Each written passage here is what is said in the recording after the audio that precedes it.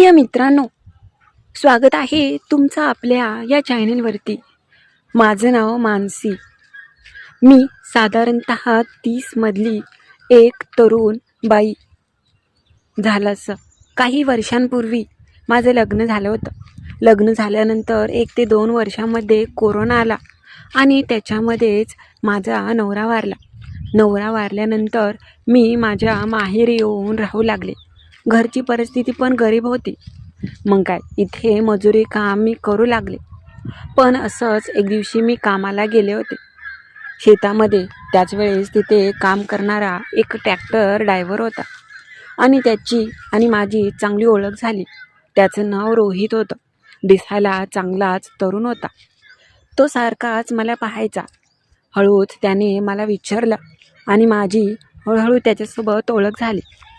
मग काय, एक दिवशी असंच भर दुपारी मी निवांतच होते। त्यावेळेस तो मला घेऊन आमच्या गावाच्या बाहेर असलेल्या एका शेतामध्ये गेला। मला पण खूप दिवस झालं काही असा आनंद घेता आला नव्हता। त्यावेळेस त्याने मला शेतामध्ये नेलं आणि त्या तरुणाने नेमकं काय केलं, तो सगळा प्रसंग आणि ती कथा आज मी तुम्हाला सांगणार आहे। पण त्याच्या आधी जर तुम्ही नवीन असाल आणि अजूनपर्यंत आपल्या या चॅनलला सबस्क्राईब केलं नसेल तर आता लगेच करा। चला तर मग कथेला सुरुवात करूया। मी मानसी। काही वर्षांपासून माझं आयुष्य खूपच बदललेलं। लग्नाच्या आधी मी अगदी साधी सरळ, घरची परिस्थिती गरीब होती। घरच्यांनी 2018 मध्ये माझं लग्न लावून दिलं। मी ज्या घरी लग्न करून गेले होते तो तरुण, मात्र माझा नवरा, तो पण करूनच खायचा। आम्ही लग्न झाल्यावर एका महिन्याभरातच शहरामध्ये राहायला गेलो। पुण्याच्या एका कंपनीमध्ये तो कामाला होता। मी मात्र घरीच असायचे। माझा नवरा मला खूप प्रेम करायचा आणि मला खूप सुख द्यायचा। नवरा दिवसभर कामाला होता, मात्र संध्याकाळ आली की खूप मला वेळ द्यायचा। असंच काहीसे दिवस निघून गेले। लग्नाला 1-2 वर्षानंतर नेमका कोरोना आला आणि त्याच्यामध्येच माझा नवरा केल्याशिवाय दुसरा पर्याय पण नव्हता आणि घर चालवायचं होतं। रूम भाडं आणि आमच्या दोघांचं नवराच पाहायचा। पण अचानक माझ्या नवऱ्याला कोरोना झाला।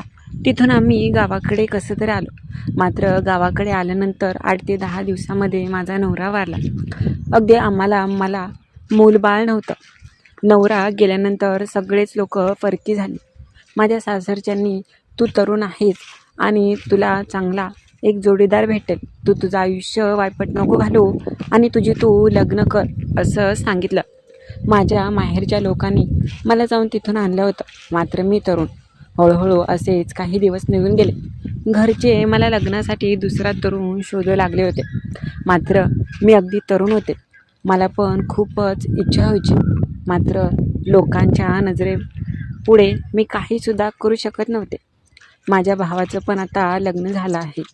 घरची परिस्थिती गरीब, त्यामुळे मी माझ्या शेजारीच राहणाऱ्या बायांसोबत आता रोज मजुरी काम करायला जायचे। त्या दिवशी पण नेहमीसारखं मी मजुरी काम करण्यासाठी शेतामध्ये आले होते। माझ्या जोडीला असणारे संगीता आणि वर्षा, आम्ही तिघीजणी, आमच्या तिघींची चांगलीच मैत्री होती। आता मोबाईलचा जमाना होता। संगीताकडे मोबाईल असल्यामुळे आम्ही तिच्या मोबाईलमध्येच कामातून रिकामा वेळ भेटला की पाहायचो। एक दिवशी झालं असं, माझ्या सोबतीला संगीता नव्हती आणि मी एकटी शेतामध्ये होते। आजूबाजूला ज्या बाया होत्या त्यांचं आणि माझं जास्त जमत नव्हतं, त्यामुळे मला आज करमत पण नव्हतं। आम्ही ज्या शेतामध्ये काम करत होतो त्या शेताला खत टाकण्याचं काम होतं। अगदी डोक्यापर्यंत ऊस वाढला होता आणि त्याच्यामध्ये आम्ही पाटीने खत टाकत होतो। बाजूच्या शेतामध्ये ट्रॅक्टर चालू होता आणि ट्रॅक्टरमध्ये खूपच चांगली गाणी चालू होती। त्यामुळे माझं मन चांगलंच आता त्याच्यात रमलं होतं। दुपारच्या वेळी सुट्टी झाली आणि आम्ही जेवणासाठी सगळे एका झाडाखाली बसलो होतो। त्या ट्रॅक्टरवाला तरुण पण तिथे जेवणासाठी आला। त्याच्या जोडीला अजून एक आमच्या गावातला तरुण होता आणि त्या ट्रॅक्टरवाल्या ड्रायव्हरकडे अचानक माझी नजर गेली, तर मी पाहिलं की तो पण मला पाहत आहे। हळूच तो गालातल्या गालात मला पाहून हसला. मात्र का माहीत मला पण त्याच्याकडे पाहून एक वेगळंच मनात कुतूहल निर्माण झाल्यागत झालं. मी पण त्याच्याकडे पाहून हळूच गालामध्ये हसले. तो दिसायला चांगला देखणा होता आणि तरुण होता. रंगाने सावळा जरी असला तर अंगाकाठीने चांगलाच धनदाकड दिप्पड होता. आम्ही सगळ्यांनी अगदी दुपारच्या वेळेत जेवण केलं आणि सगळे कामात गुंतलो. थोड्या वेळाने मी मात्र उसात मध्ये काम करत होते. त्यांनी बाजूला ट्रॅक्टर लावला होता. तो रिकामा होण्यासाठी उसामध्ये आला, मात्र मी तिथेच होते. त्याला दिसले नाही आणि अचानक तो माझ्या पुढच्या सरीमध्ये होता. त्याला अचानक पाहून मी खूपच लाजले आणि तिथूनच माघारी आले. त्यावेळेस त्यांनी ओळखलं होतं मी काय पाहिले ते. मी पण खूप लाजले आणि तो पण सुरुवातीला खूप लाजला. नंतर तो जाऊन त्याच्या कामात गेला.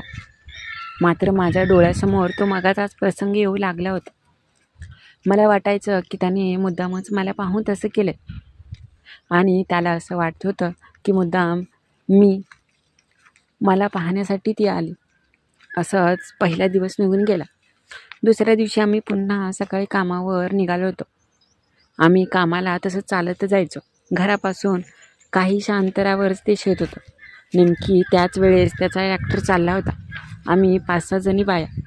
जाताना तो मला म्हटला की बसा, चला मी पण त्या शेतामध्ये चाललो, असं तो म्हटला आणि सगळ्या बाया ट्रॅक्टरमध्ये बसू लागल्या.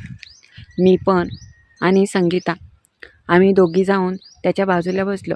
मी त्याच्या खूपच जवळ बसले होते ट्रॅक्टरमध्ये. तो माझ्या शेजारी होता. हळूच त्याच्या हाताचा धक्का मला लागायचा आणि मला कसं तरीच होत होतं. आज खूप दिवसानंतर माझं मन ह्याच्याकडे आकर्षित झालं होतं. का माहीत, मात्र मला पण कदाचित तो आवडू लागला होता. मी पण वेडीपिशी झाले. संगीताला हे माहिती नव्हतं. मात्र आमच्या दोघांचं काय चाललं होतं ते मला आणि त्यालाच माहिती होतं. त्याच्यानंतर आम्ही शेतामध्ये आलो. सगळ्या बाया शेतातल्या कामाला जाऊ लागल्या. त्यावेळेस मी त्यांना म्हटलं की कुठलं तुम्ही? तो म्हटला इकडचंच आहे.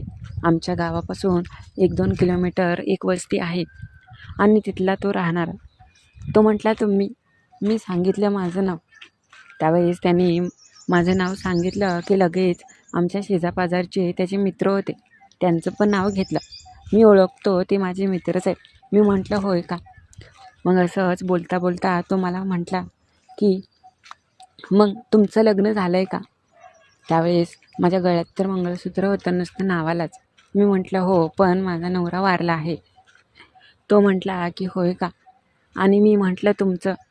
तो म्हटलं नाही, अजून लग्न नाही झालं अजून. आम्ही असंच बोलत होतो. बोलता बोलता तो म्हटला मग काय म्हणताय? मी म्हटलं काही नाही. त्यावेळेस तो मला म्हटला तुम्ही राव खूपच सुंदर दिसता, मला खूपच आवडला. तुम्हाला आवडलो का मी? असं तो मला म्हटला.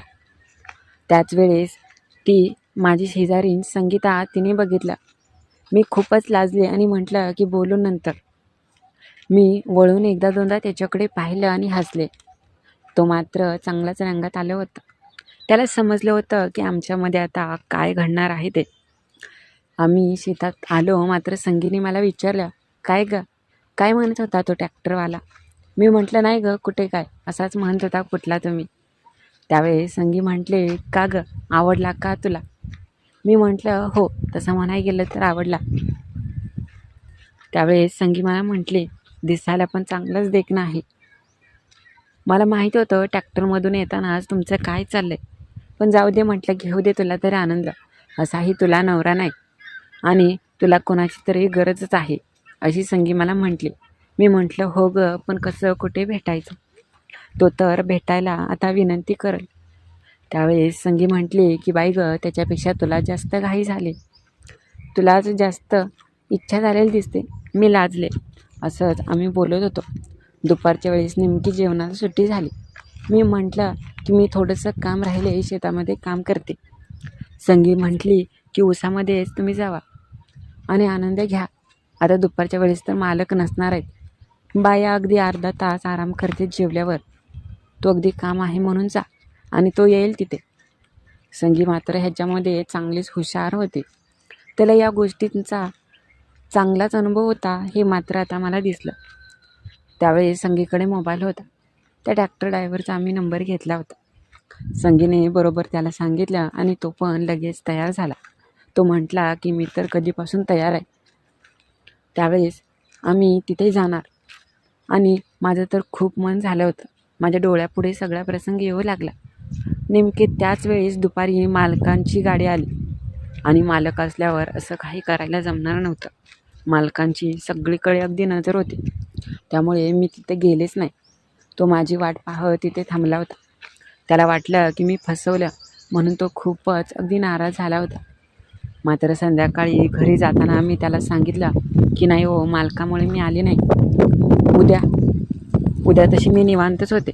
घरी कामावर सांगून येईन आणि तुमच्यासोबत आनंद घेईन असं मी त्यांना म्हटलं. तो म्हटला चालेल, मग आमच्या इकडंच या. मी म्हटलं की कशी येऊ इतक्या लांब चालत. तो म्हटला मी येतो तुम्हाला न्यायला. मी म्हटलं बरं ठीक आहे. दुसरा दिवस उघडला. सकाळी 10 वाजता मी संगीच्या घरी गेले आणि संगीच्या मोबाईलवरून त्याला फोन लावला. तो म्हटला की हो मी येतो, कुठे यायचं ते त्याला सांगितलं आणि मी जाऊन त्याची वाट पाहत उभी राहिले होते. तो लगेच त्याची 2 व्हीलर घेऊन आला. मी पण त्याच्या गाडीवर बसले आणि आम्ही गेलो. आमच्या गावाच्याच बाहेर खूप मोठं असे डोंगर आहेत आणि सगळं पटांगण रानमाळ आहे. तिकडे अगदी दुपारचंसुद्धा कोणी नसतं. त्याच वेळेस आम्ही तिथे गेलो. तो म्हटला मी नेहमी कधीतरी इकडे येत असतो मित्रांसोबत फिरायला वगैरे. मी म्हटलं होय का. तिथे मला तो घेऊन गेला. मी खूप लाजत होते. आजूबाजूला सगळीकडे डोंगर झाडे. तिथे आम्ही एका झाडाखाली गेलो. अगदी आता उन्हाळा सुरू झाल्यामुळे झाडाची चांगलीच पालवी पण झडली होती. तरी पण थोडीशी सावली बघून आम्ही तिथे बसलो. बसल्या तो मला म्हटला की पहिल्यांदा बघितलं तेव्हाच मनात ठाम केलं होतं की तुम्हाला आनंद द्यायचा, पण नंतर विचार केला तुम्ही अशा आहे का नाही तशा. मी म्हटलं हो, मला तर गरज आहे ह्या गोष्टींची. मग काय, त्याच्यासोबत मी तिथे होते. हळूच तो माझ्या जवळ आला. मी खूप लाजत होते. हातावर हात होता तसा त्याने जवळ घेतला आणि त्याच्या हातांचा विळखा माझ्या कमरेला लागला. त्याने मला जवळ घेतलं आणि मी माझे डोळे बंद केले. आता मला समजलं होतं एवढ्या वर्ष मला ज्या गोष्टीची गरज होती आता ती गोष्ट हा पूर्ण करणार. ओठांवर ओठ टेकले आणि वेड्यासारखं तो मला सुख देऊ लागला.